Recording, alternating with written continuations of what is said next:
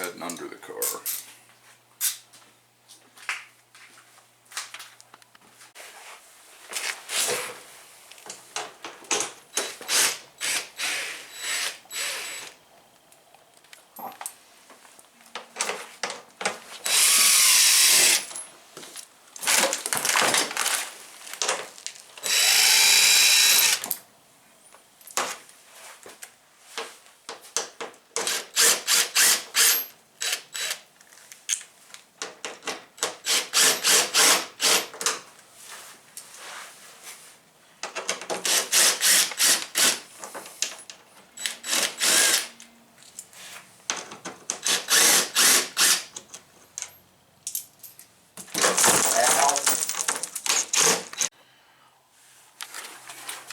Alright, under the car, you'll remove your hot side charge pipe hose clamp, the fastening nuts that hold the hot side pipe to the transmission cover, and you'll want to grab back here by the oil filter and wiggle once the pipe is free of the studs, you can pull out to disengage it from this hose. Unfortunately, this takes two hands, so I don't think I'm going to be able to show you. Here, Jared, if you want to like B-roll me wrestling this thing out, I don't know.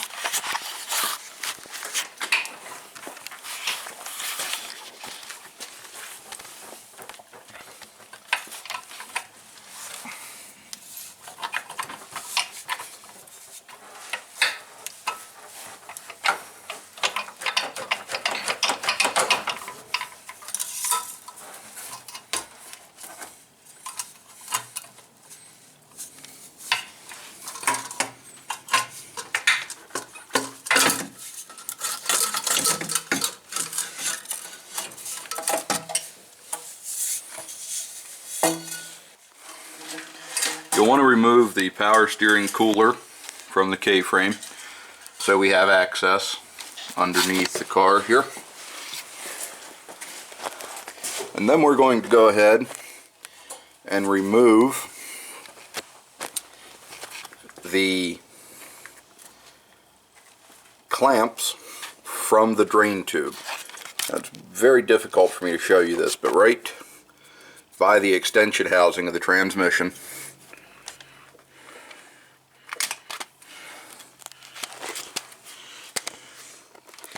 you can see the clamp.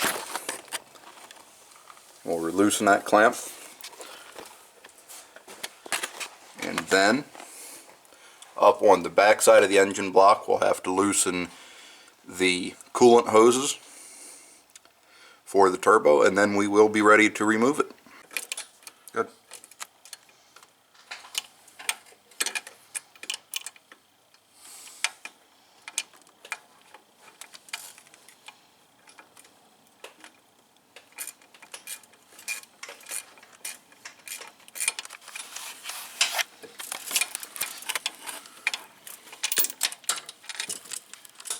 Okay, that's off. The oil drain tube comes off. The next step is going to be to remove this banjo bolt on the top side of the turbo. This is your oil feed. It connects to this line here in front of the wastegate actuator. It's a 5/8 wrench size. 5/8. It's one of the few times you're ever going to actually use a standard tool on one of these cars. But it's very important that you do. The bolt is not often tight. That just came off with a little pull of the wrench. The torque spec on these banjo fittings is very low. There's your bolt. Keep track of these washers. You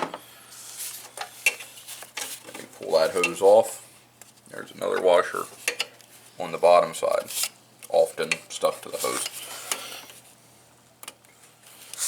We're not going to reuse these washers. They're gaskets, but we don't want to drop them down into the engine bay anywhere. So that's everything on the oiling side disconnected. The last thing we need to disconnect is the coolant return hose which is the lower coolant hose. A couple of ways to do this. On the back side of the turbo here, where my fingers are, is 2 more 5/8. 2 more 5/8 banjo bolts that you can loosen by putting a wrench back here. That's one option. The other option is to disconnect it from the cylinder block, which is right back here. It's very difficult to see. I think we're going to go ahead and attempt at least to disconnect them back here at the turbo.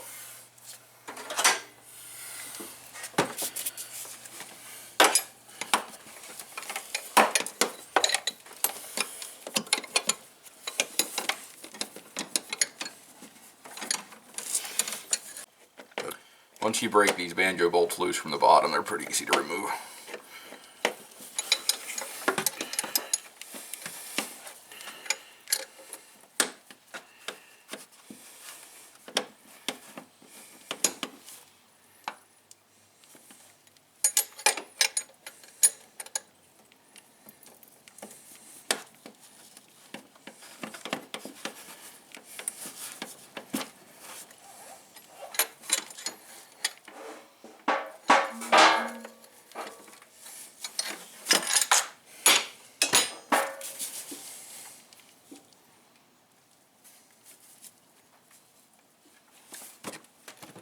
Pretty being the operative word.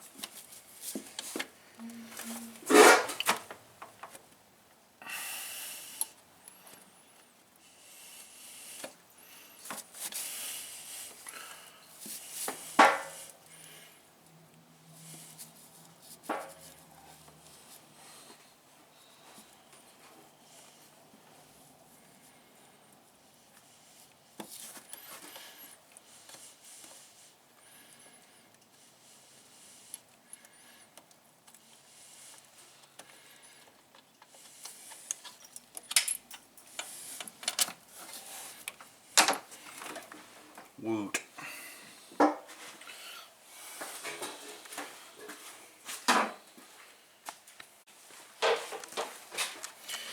Final step before we pull the turbo out is to disconnect the wastegate actuator by removing whatever sort of lock pin is in yours.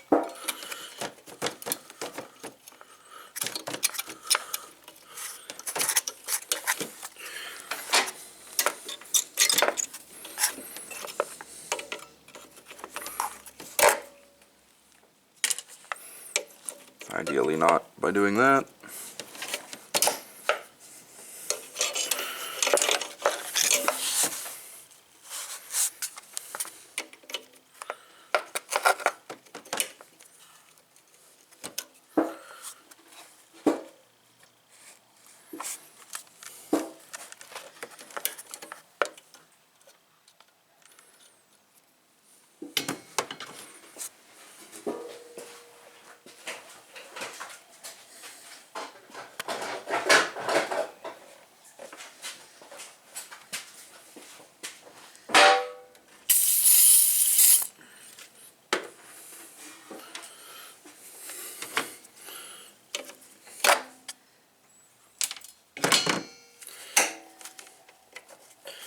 Just work the arm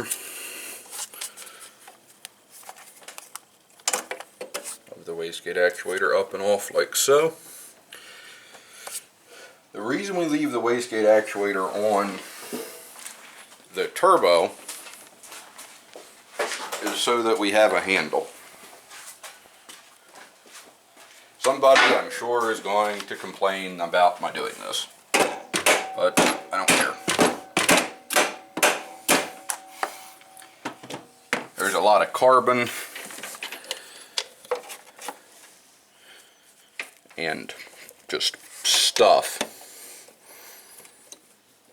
on this connection here. And one of the few ways to break it free, certainly can fog it down with penetrating oil, but one of the few ways to break it free is with a few love taps. Use a rubber hammer. It's not a strongman competition, just trying to break the joint free. At some point, if your turbo drain has not come loose, you may have to physically knock it loose.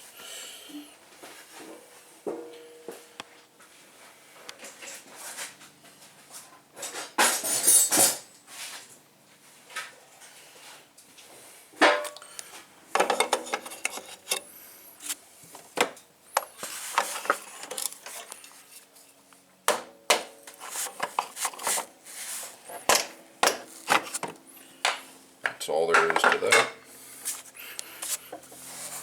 You can see that tube now hangs loosely. There is a dowel pin between the turbocharger and the exhaust manifold. That's what we have to drive apart.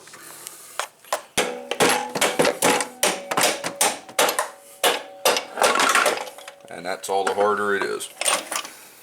The turbo now can be lifted out from the side of the engine.